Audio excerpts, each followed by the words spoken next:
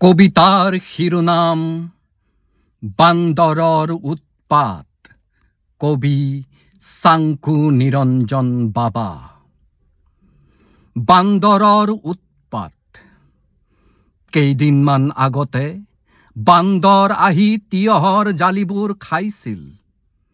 ধনিয়াৰ খেতিডৰা যিমান খাইছিল তাতোকৈ নষ্ট কৰিছিল বেছি। খিৰিকীৰে সোমাই টেমা খুলি বিস্কুট খাইছিল।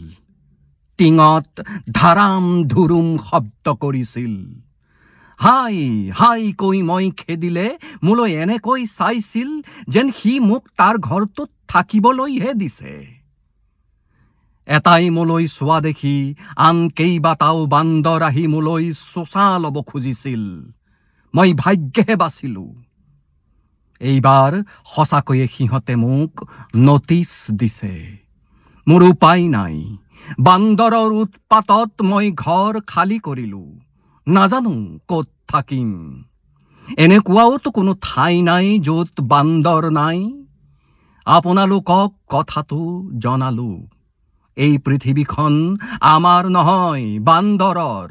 নিৰাপদ বুলি ভবা আপোনাৰ ঘৰ খালী কৰিবলৈ আপোনাৰ তালৈও আহিব পাৰে নটিচ। মই জানো বান্দৰৰ উৎপাত কমিলেই এই কবিতা মানুহে পাহৰি যাব।